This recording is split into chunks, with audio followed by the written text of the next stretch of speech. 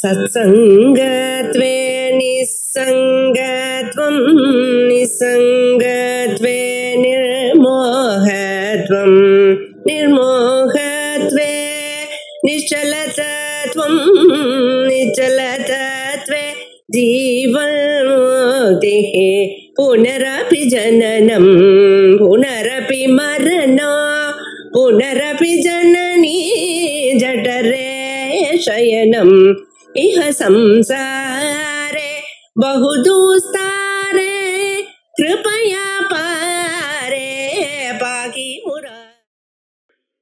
सदाशिवसमारम्भां भगवत्पादमध्यमाम् अस्मदाचार्यपर्यन्तां वन्दे गुरुपरम्पराम्. அன்னபூர்ணோபனிஷத் 5வது அத்தியாயத்துல 71வது ஸ்லோகம்.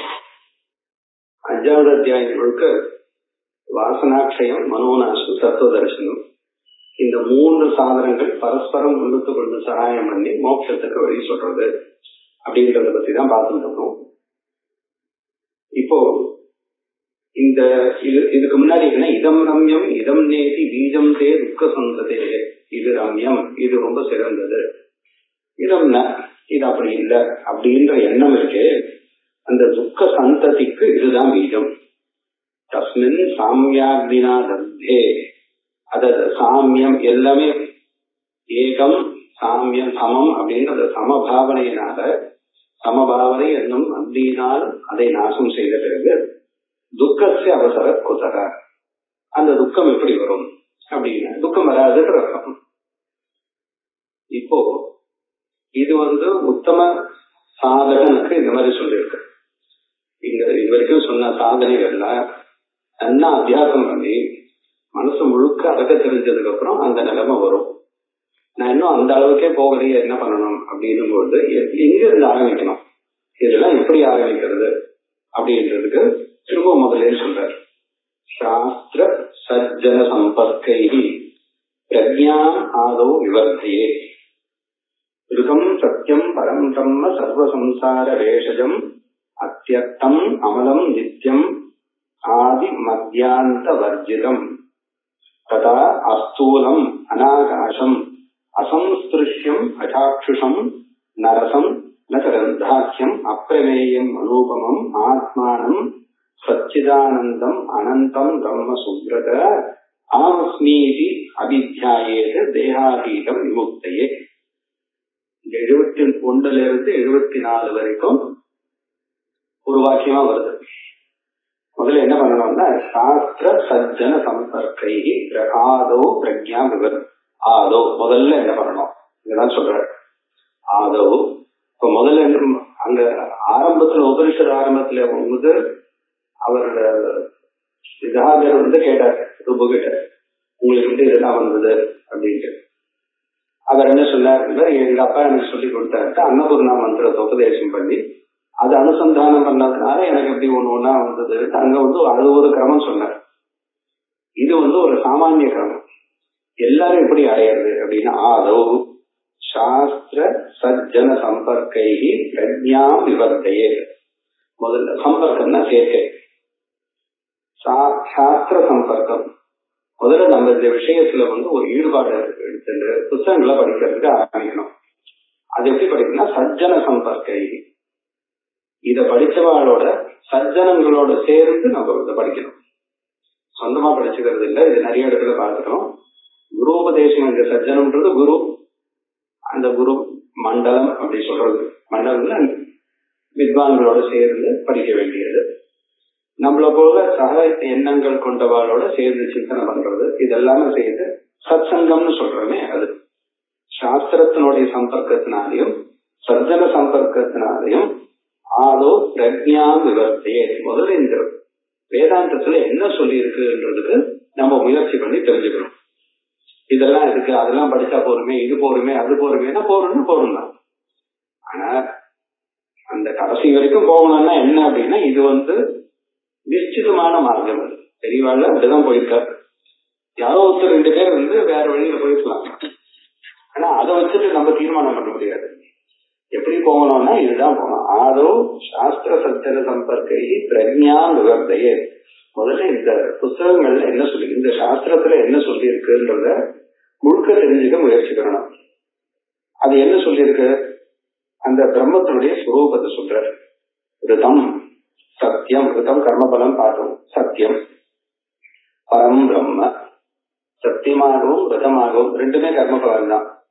ஒண்ணு கர்மா இப்படி இருக்குன்னு தெரிஞ்சிருக்கிறது, அதுக்கப்புறம் கர்மாவுடைய பலன் இப்படி இருக்குது, கர்மா பலன் அனுபவிக்கிறது. ரிதம் சத்தியம், அது பரம் பிரம்ம. அதுதான் சர்வசம்சார பேஷஜம். சர்வசம்சாரத்துக்கு காரணமும் அதுதான் பேஷஜம். பேஷஜம்னா மருந்து. சம்சாரத்துக்கு காரணம் அந்த பிரம்மன் தான். எப்படி அந்த பிரம்மத்தை அறியாத பொழுது அந்த பிரம்மே சம்சாரத்துக்கு காரணமாகுது. அறிந்த மாத்திரத்தினால அந்த பிரம்மே சம்சாரத்தை போக்கடிக்கிறது. ஒரே பிரம்மன் தான். அதை தெரிஞ்சுக்கலன்னா சம்சாரத்தை கொடுத்துருது, தெரிஞ்சுட்டா நமக்கு மோட்சத்தை கொடுக்கறது. சர்வ சம்சார பேஷஜம் அத்தியர்த்தம் அமலம். அர்த்தம்னா பொருள், லோகத்துல இருக்க பொருள். அந்த பொருள்களை அதீத்திய வர்த்ததை, சாதாரணமா நம்ம பார்க்கக்கூடிய பொருள் எல்லாம் தாண்டி இருக்கு. அத்தியர்த்தம் அமலம் நித்தியம் ஸ்பஷ்டம். ஆதி மத்தியாந்த வர்ஜிதம். ஆதின ஆரம்பம் நடு முடி இப்படி எண்ணக்கூடியதான அந்த வேதங்கள் இல்லாதது. ததா அவ்வாறே அஸ்தூலம். அது ஸ்தூலம்னு சொல்ல முடியாது. இது எப்படி ஒரு கண்ணுக்கு தெரிகிற அளவுக்கு ஸ்தூலமா இருக்கு, பெருசா இருக்குன்னு சொல்ல முடியாது. அனாகாசம் இவ்வளவு பெருசு இருக்குன்னா, அனாகாசம்னா எந்த ஒரு இடைவெளியும் இல்லாதது. இப்போ ஆகாசம் உண்டானதுக்கு அப்புறம் தான் எல்லா பதார்த்தமும் ஆகாசத்துல இருக்கு. இது ஆகாசத்துக்கு முன்னாடியே இருக்கிறதுனால அனாகாசம். சத்தியம் ஞானம் அனந்தம் நித்தியம் அனாகாசம் பரமாகாசம்னு ஆச்சாரியர் இதுல கோவிந்தாஷ்டகத்துல ஆரம்பத்துல சொல்லியிருக்காரு. அனாகாசம் அசம்ஸ்பிருஷ்யம், அது எந்த ஒரு சம்பந்தம் ஸ்பர்ஷம் இல்லாதது. அஸ்பர்ஷ யோகோ வைநாமன் பார்த்தோமே, அது போல அசம்ஸ்பிருஷ்யம், இதை தொட முடியாதது, அசங்கமானதுன்னு அர்த்தம். அசாட்சிஷம் புலன்களுக்கு அப்பாற்பட்டது. நரசம் நச கந்தாக்கியம், ரூபரச கந்தம் போன்ற குணங்கள் இல்லை, அதனால நிர்குணம். கந்தாக்கியம் அப்பிரமேயம். இது பிரமேயம் இல்லை, பிரமாணத்தினால் அறியக்கூடிய பொருள் இல்லை. பிரமாணத்தினால அறியக்கூடியதுக்கு பிரமாணம் என்ன கொடுக்கும், பிரமாவை கொடுக்கும். பிரமாகரணம் பிரமாணம். அந்த பிரமாக்கு விஷயமா இருக்கிறது பிரமேயம். சரியான அறிவினால் அறியக்கூடிய பொருள். கட ஞானம் எனக்கு இருக்கு, ஞானம்ன்றது வேற, கடன்றது வேற. இது அப்பிரமேயம் அப்படின்றதுனால பிரமாதா பிரமாணம் பிரமிதி அப்படின்ற இந்த திருப்பதி இல்லாதது அப்பிரமேயம். அனூபமம், இது போல இருக்கு, இன்னொன்னு போல இருக்குன்னு சொல்ல முடியாதது. ஏக வஸ்துவா இருக்கிறதுனால திருஷ்டாந்தம் கிடையாது. இருக்கு அனூபமம். ஆத்மானம் சச்சிதானந்தம் அனந்தம் பிரம்ம. திரும்ப அப்படிப்பட்டதான பிரம்மத்தை, இதெல்லாம் திவ்யா ஏகவசனம், அதைன்னு சேர்த்துக்கணும். ஏ சுப்ரத, நல்ல விரதத்தை கை கொண்டவன் தன்னுடைய சிஷ்யன். என்ன நல்ல விரதம்? நான் இந்த ஆத்ம தத்துவத்தை அறிவேன் அப்படின்ற அந்த சங்கல்பம் தான் நல்ல விரதம். சுப்ரத ஆமஸ்மீதி அபித்யாயே. இவ்வளவு நேரம் நான் இத ஒரு பரோட்சமா சொல்லிட்டு வந்தேன், வேற ஏதோ ஒரு பொருளை சொல்றா போல. இந்த ஆத்மா இந்த பிரம்மம் அப்படின்ட்டு நமக்கு அதுக்கு சம்பந்தம் இல்லாத நம்ம போய் அடையக்கூடிய பொருள் போல சொல்லிட்டு வந்தேன். அப்படி பார்க்க கூடாது. அந்த பிரம்மன் தான் அகமஸ்மி, அதுதான் நானாக இருக்கிறேன். இது அபித்யாயே என்று அறிந்து கொள்ள வேண்டும். இங்க தியானம்னா தியானம் மட்டும் இல்ல, கம்ய ஞானத்துக்கும் தியானம்னு இங்க சொல்ற. அபித்யாயேது தேகாதீதம். இது எப்படிப்பட்டது? தேகத்துக்கு அப்பாற்பட்டது. எதுக்காக அப்படி தெரிஞ்சுக்கணும்? விமுக்தையே, இது தெரிஞ்சுட்டா மட்டும்தான் முக்தி. சமாதி சம்வித் உற்பத்தி பரஜீவைகதாம் கதி நித்திய சர்வகதோ ஹியாத்மா கூட்டஸ்தோ தோஷவர்ஜித ஏகசன் வித்யதே பிராந்தியா மாயையான சுரூபதः தஸ்மாத் அத்வைத ஏவ அஸ்தி ந பிரபஞ்சோத சம்ஸ்ருதி. பரஜீவைகதாம் பிரதி, பரம்னு நம்ம அதோனது பரமாத்மா அப்படின்னு சொல்றோம். ஜீவன்னா நான், என்னை போன்றவர்கள் நம்மளுக்கு இப்ப லோகத்துல அப்படி ஒரு அறிவு இருக்கு. இது ஏகதா, ஏகத்துவம். ஏகதானா ஏகத்துவம், ஒன்றாக இருக்கும் தன்மை ரெண்டும் ஒண்ணுதான் அப்படின்னு தெரிஞ்சுக்கிறது. பரஜீவ ஏகதாம் பிரதி சம்விதுத்பத்தி. இதுக்காக என்ன பண்ணணும்னா அந்த ஞானத்தை உண்டு பண்ணணும். ஞானத்தை உண்டு பண்ணணும்னா அஜ்ஞானத்தை போக்கடிக்கணும். சம்விதுத்பத்தி அது எப்படி வரும்னா சமாதி பவதின்னு சேர்த்துக்கலாம். இந்த பரனும் ஜீவனும் ஒண்ணு அப்படின்ற ஞானத்தை உண்டு பண்ணக்கூடியதுதான் நமக்கு. அந்த ஞானத்தை உண்டு பண்றதுதான் சமாதியாக வரும், இல்ல சமாதியினால் வரும். ரெண்டும் சமாதி சாதனமாகவும் வச்சுக்கலாம், சாத்தியமாகவும் வச்சுக்கலாம். இந்த ஞானத்தினால அந்த சமாதியில அப்படியே நிலைச்சு நிற்கிறது, இல்ல சமாதி எனக்கூடியதான சாதனத்தினால இந்த நிச்சயத்தை அடைகிறோம். தியானம் பண்ணி பண்ணி சமாதியினால எனக்கு இந்த ஆத்ம தத்துவ நிச்சயம் வருதுன்னு சொல்லலாம். சமாதியினால் அப்படின்னு எடுத்துக்கலாம். இது இந்த நிச்சயம் வந்ததுனால நான் அப்படியே சமாதியில இருக்கேன். ஏன்னா ஆத்மா மட்டும்தான் இருக்கு, நான் தான் அந்த ஆத்மா, வேற எதுவும் கிடையாது இந்த பிரபஞ்சத்துல. இது சத்தியதானந்த ரூபமா இருக்குன்னதுக்கு அப்புறம் எந்த பிரவருத்தியும் வர போறது இல்ல, எந்த முயற்சியும் இல்லை, எந்த செயலும் இல்லைன்னா அதுக்குதான் சமாதின்னு பேரு. அதனால சமாதி பவதி. அதனால பரஜீவேகதாம் பத்தி சம்விதுத்பத்தி சமாதி பவதி அப்படின்னு அன்வயம் பண்ணிக்கலாம். நித்ய சர்வகதோஹி ஆத்மா. இந்த ஆத்மா எப்படி இருக்கு? நித்ய சர்வகத ஹி ஆத்மா கூட்டஸ்தக. கூட்டஸ்தகனா மாற்றம் இல்லாததுன்னு அர்த்தம். தோஷவர்ஜித ஸ்பஷ்டம். ஏகசன் ஒன்றாக இருந்து கொண்டே, ஏகசன் வித்யதே ஒன்றாக இருந்துட்டே வேற வேறையா காணப்படுறது. ஆத்மா ஒன்றாக இருந்து பலவாக பிரியவில்லை. அது எப்பவுமே ஒன்னாதான் இருக்க, ஒன்றாக இருந்துட்டே பலதாக காணப்படுறது. ஏகசன் வித்யதே எப்படி ஒன்னா இருந்துட்டு பலதாக எப்படி பிரியறது அப்படின்னா பிராந்தியா. அது பிராந்தியினால பலதாக காணப்படுறது. பிராந்தி எனப்ப வந்தது மாயையா, மாயினால வந்தது. ஸ்வரூபதகன்றது வித்யதையோட சேர்க்கணும். பிராந்தியா வித்யதே ஸ்வரூபதக வித்யதே. பிராந்தியினால நமக்கு ஒரு ஆத்மாவானது பரக ஜீவகன்னு வேற வேறையா தோன்றது. ஆனா ஸ்வரூபத்துல அது ஒண்ணுதான் இருக்கு. தஸ்மா காரணத்தினால் அத்வைதையே அஸ்தி. அத்வைதம் ஒண்ணுதான் சத்தியம், அது ஒண்ணுதான் இருக்கு. ந பிரபஞ்ச ந சம்ஸ்கிருதி. இந்த பிரபஞ்சமும் இல்லை, இந்த சம்சாரமும் இல்லை அப்படி இருக்குது நிச்சிதம். இதுதான் ஸ்ருதியினால நிச்சயமாக சொல்லப்பட்டது. அப்போ இதுக்கு மாறுதலாக இருக்கு. எதுக்கு திருப்பி திருப்பி சொன்னேன்? இந்த உபனிஷத் ஆரம்பத்திலே நித்தியம் இருக்கும். ஒரு 20 தடவை நித்தியம்னு சொல்லியிருக்கார், 20 தடவை அனுபவமானு சொல்லியிருக்கார். எத்தனை இது சொன்ன விஷயம் தோஷ வர்ஜித அமலக இதெல்லாம் எத்தனை தடவை சொல்லியிருக்கோம்? சொன்னதே திருப்பி சொல்லணும் அப்படின்னு அர்த்தம். அப்படின்னு நம்ம மனசு அதை ஒத்துக்கல. சொன்னதை ஏன் ஒத்துக்கல? அது அப்படியே ஒத்துந்தோம்னா இதுக்கு விபரீதமான எல்லா பொருளையும் நம்ம மனசு தானே தள்ளிருக்கணும். நித்தியா ஆத்மா, ஆத்மா ஒருத்தர் தான் இருக்காரு, இது எதுவுமே இல்லை, நான் தான் அந்த ஆத்மான்னு வந்ததுக்கு அப்புறம் அனாத்ம விஷயமான எண்ணம் மனசுல எது வந்தாலும் அதை பொருட்படுத்தாம விட தெரிஞ்சிருக்கணும். தெரியல. அதனால திரும்ப திரும்ப அபியாசம் பண்றதுக்காக உபனிஷத் எப்படி படிக்கணும்னு சொல்லி வேதாந்த விசாரம் எப்படி பண்ணணும்னா ஆவருத்தின்னு சொல்லியிருக்கு. ஒரு தடவை இல்ல, பல தடவை. இதுக்கு என்ன திருஷ்டாந்தம் தெளிவா கொடுத்திருக்காங்க. எப்படி நெல்ல உரல்ல போட்டு அதை குத்தினா எதுக்காக குத்துறது? அரிசி வரதுக்காக குத்துறது. ஒருத்தர் போட்டு குத்திட்டே இருக்க எவ்வளவு நேரம் குத்தணும் அப்படின்னு, அரிசி வர வரைக்கும் குத்தணும். பால் அடுப்புல ஏற்றியாச்சு, எவ்வளவு நேரம் இருக்கணும்? அது எதுக்காக ஏற்றணுமோ அந்த காரியம் நடக்கிற வரைக்கும் அங்க இருக்கணும். அது பொங்குற வரைக்கும் பால் அந்த அடுப்புல இருக்கணும், அதுக்கப்புறம் எடுக்கணும். அது போல வேதாந்த விசாரம் எது வரைக்கும் பண்ணணும்? ஞானம் வர வரைக்கும் பண்ணணும். ஏன்னா இது திருஷ்டப்பிரிவு. சில மந்திர ஜபங்கள்லாம் இருக்கு, அக்ஷர லட்சம் பண்ணணும். சில பேர் என்ன சொல்ற, அக்ஷர லட்சம்ன்றது சாமான்யமா சொல்லிருக்கு, கலியில 4 மடங்கு பண்ணணும் அப்படின்னு.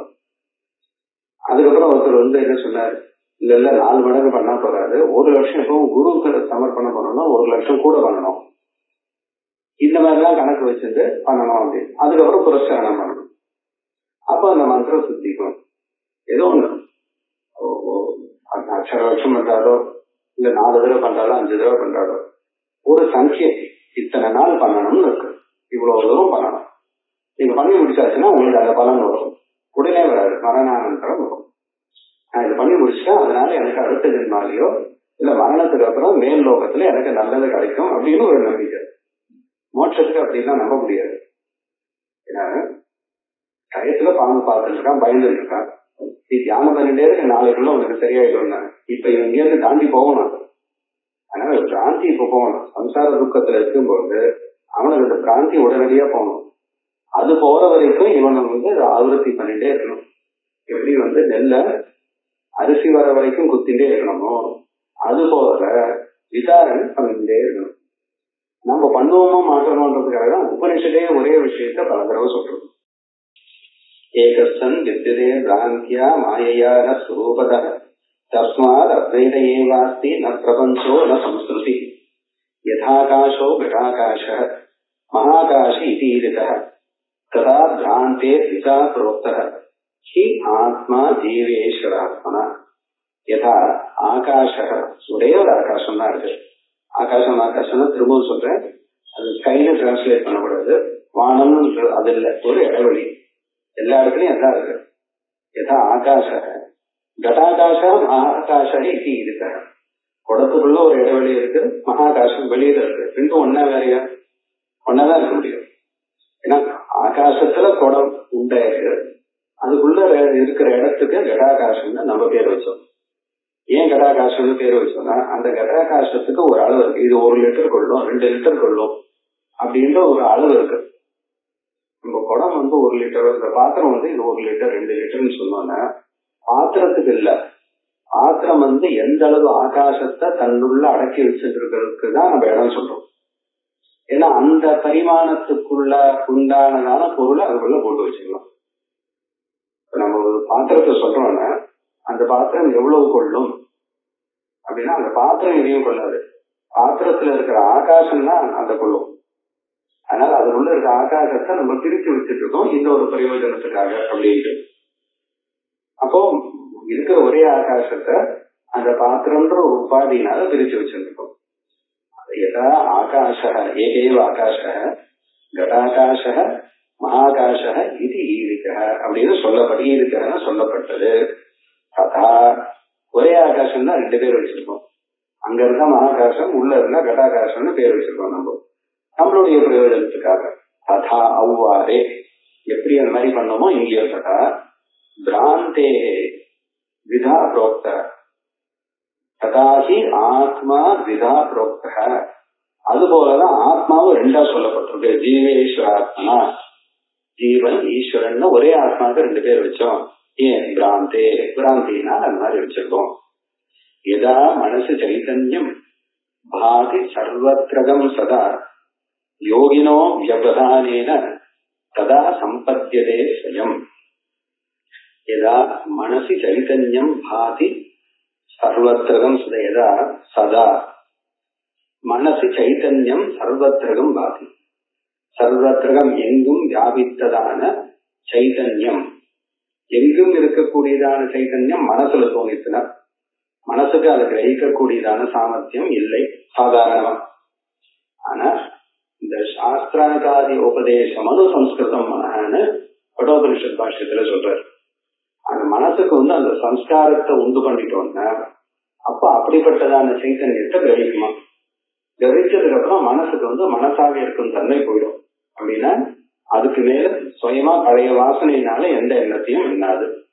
எதா மனசு சைத்தன்யம் பாதி சர்வத்ரகம் சதா. இது எப்படி? சதா யோகினா அவ்யவதானேன, யோகிகளுக்கு அவ்யவதானேன சைதன்யம் பாதி. யோகிகளுக்கு சைத்தன்யமானது அவ்யவதானமாக தோன்றுகிறது. இது கொஞ்சம் கவனிக்கணும். நமக்கும் சைத்தன்யம் தெரியும், நமக்கு ஆத்மா தெரியும். எப்படி தெரியுது ஆத்மா? அகங்காரம் மூலமாக அகம் எனக்கூடியதான அந்த உபாதிக்குள்ள ஆத்மா மறைஞ்சிருக்கு, புத்தி கொகையில ஒழிஞ்சிருக்கு அப்படின்னு சாஸ்திரத்துல சொல்ற. விஞ்ஞானமயனாக நம்ம தெரிஞ்சிருக்கோம். அப்போ ஒரு உபாதி மூலமா நம்ம ஆத்மாவை தெரிஞ்சிருக்கோம். சைத்தன்யம் எப்படி தெரிகிறது? புத்தி மனசை இவைகளை பிரதிபலித்ததான சைத்தன்யம் தெரியுதே தவிர எதோடவும் சம்பந்தப்படாததான வாஸ்தவமான சைத்தன்யத்தை நம்ம இன்னும் அனுபவிக்க முடியாது. ஏன்னா அது அனுபவத்துக்கு விஷயம் இல்லை, அது அனுபூதியானது. அந்த அனுபவம் நான் வெறும் சைத்தன்யம் மட்டும்தான் அனுபவம் வந்தாச்சுன்னா முக்தி இருக்கு. ஆனால் நம்ம அவைகளெல்லாம் அனுபவிக்கல. ஆனா அப்படிலாம் ஒண்ணு இருக்குன்ட்டு பரோட்சமா தெரிஞ்சுட்டு இருக்கோம். சாஸ்திரம் மூலமா குரு மூலமா அப்படிப்பட்டதான ஒரு பதார்த்தம் இருக்குன்னு தெரிஞ்சுட்டு இருக்கோமே தவிர அத நானாக நேரடியாக அனுபவிக்கல.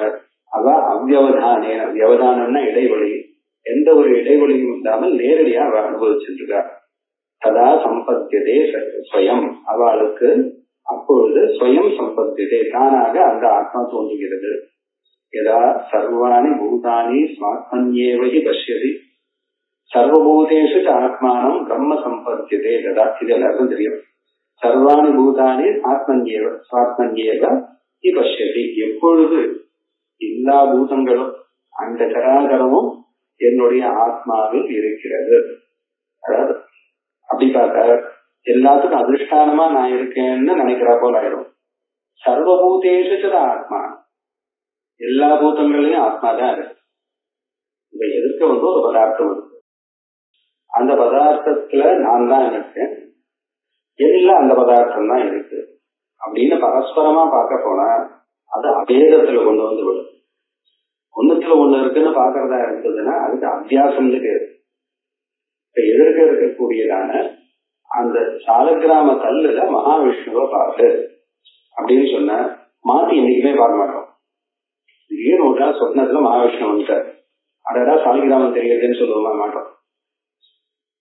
அவர் விஷ்ணுவின் இடத்துல அந்த சாலிகிராம சிலா அத்தியாசம் என்னைக்குமே நடக்காது. பிள்ளையார் எதிர்க்க வந்து உட்கார்ந்து இருக்காருங்க, இது நான் பிடிச்சு வச்ச மஞ்சள் தானேன்னு நமக்கு என்னைக்குமே தோணாது. ஆனா மஞ்சள்ல பிள்ளையார அத்தியாசம் மாத்தி நம்ம பார்க்கறதுக்கு பழகிக்கிறோம். பூஜை பண்ணும் போது அப்படிதான் பார்க்கணும்னு வச்சுருக்கோம். ஒரு பக்கமா பண்ணோம்னா அதுக்கு அத்தியாசம், ரெண்டு பக்கமும் சேர்ந்து பண்ணோம்னா அது ஐக்கியத்துல முடிஞ்சாதான் ரெண்டு பக்கமும் பண்ண முடியும். இதான் வியதிகாரோ விஷயம் சந்தின்னு ஒரு சூத்திரத்துல சொல்றாரு. எதா சர்வாணி பூதானி ஸ்வாத்மன்யேவ ஹி பஷ்யதி சர்வபூதேஷு ஆத்மான, அதான் சகாரம். அது மட்டும் போறாது, இதுவும் பண்ணணும் மாத்தி. எல்லா பூதங்களையும் அந்த ஆத்மாலதான் எல்லா பூதங்களும் இருக்கு. இது எந்த பொருளுக்கு சொல்ல முடியும்?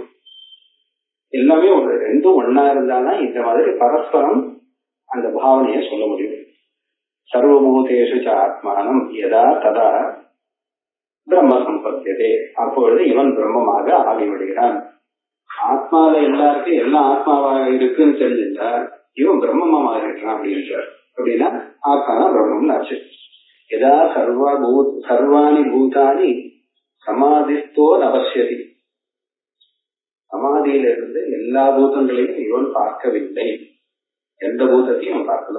சர்வாணி பூதானி சமாதிஸ்தர நபஷ்யதி ஏகீபூத பரேன அசோ பரேன ஏகீபூத, அந்த பரமாத்மாவோட இவன் ஏகீபூதம் ஒன்றாக ஆகிவிட்டான். ததா பவதி கேவல, அப்போது இவன் கேவலம் தனித்தன்மையோட ஆகிவிடுகிறான். ததா பவதி கேவல, அந்த பரமாத்மாவாகவே ஆகிவிடுகிறான். இப்ப இந்த பரமாத்மான்னு சொல்றதெல்லாம் ஜெகத்காரணம் பிரம்மன்னு சொன்னதான விஷயங்கள் எல்லாம் மறந்துட்டு. ஏன்னா ஜெகத்துன்னு ஒண்ணு இருக்கிற வரைக்கும், துவைதம் இருக்கிற வரைக்கும் நம்ம இந்த பாவனைக்கு வராது. இந்த உலகமே இல்லைன்ற ஒரு எண்ணம் வரும்பொழுதுதான் இந்த அத்வைத பாவனை வரும். அதுதான் வாஸ்தவமா நடக்கணும். ஏன்னா உலகம்ன்றது மாயினால உண்டானது. அதான் கடைசிக்கு முன்னாடி என்ன சொன்னார், இது பிரம்ம தஸ்மாத் அத்வைத ஏவாஸ்தி ந பிரபஞ்சோ ந சம்ஸ்கிருதி, அதை மறந்துவிடாது. அந்த பிரகரணத்துல இருக்கும். அதனால எதா சர்வாணி பூதானி சமாதிஸ்தோர பஷ்யதி ஏகீபூத பரேராசோ ததா பவதி கேவல. இதெல்லாம் நமக்கு எட்டாததான ரொம்ப கஷ்டமான விஷயம், யாரோ யோகிகளுக்குன்னு நினைச்சிடக்கூடாது. இது எல்லாருக்குமா சேர்ந்துதான் சொல்லியிருக்கு. கொஞ்சம் கொஞ்சமா முயற்சி பண்ணிட்டே இருந்தால் சனைர் உபரமே தெரியும். அதனாலதான் நான் கொஞ்சம் கொஞ்சமா சொன்னேன். கீதையிலேயே மெதுவா முயற்சி பண்ணிருக்க, கொஞ்சம் கொஞ்சமா பண்ண. நம்ம ஒரே வேகமா பண்ண போனோம்னா நம்மளுடைய எதிர்பார்ப்பு ரொம்ப அதிகமா இருக்கும். அது நிச்சயமா வரல. அது வராதனால நமக்கு கோபம் இது நமக்கு இல்லை அப்படின்னு விட்டுருவோம். அதனால என்ன சொல்ற, நீ கொஞ்சம் முயற்சி பண்ணு. போன மாசத்தோட இந்த மாசம் நான் பரவாயில்லையா, நேற்றோட இன்னைக்கு பரவாயில்லையா, என்னால கொஞ்ச நேரம் உட்கார முடியாது, ஈஷாவாசியத்தோட கேனோபனிஷத் பரவாயில்ல, கேனத்தோட கட்டோபனிஷத் பரவாயில்ல. இந்த மாதிரி கொஞ்சம் கொஞ்சமா நம்ம முயற்சி பண்ணோம். ஏகீபூத பரேனாசோ கதா பவதி கேவல. இப்போ இங்க ஒரு புது விஷயம் இதுவரைக்கும் சாதாரண பிரகரணங்கள்ல தெரியாததான ஒரு விஷயம் இதுல சொல்ல போறாரு. இதுக்கு சப்த பூமிக்கான பேரு, பூமிக்கான நிலை, ஞானத்தினுடைய 7 நிலை சொல்ல போறாரு. இது யோக வாசிஷ்டத்துல ஒரு மாதிரி சொல்லியிருக்கு. இங்க சொல்ற உபனிஷத்துல இந்த இடத்துலதான் இந்த அளவுக்கு விஸ்தாரமா இருக்கு. நம்ம எங்க இருக்கோம், அடுத்தது என்ன அப்படின்னு நம்ம தெரிஞ்சுக்கிறதுக்கு 7 நிலைமை போட்டிருக்கு.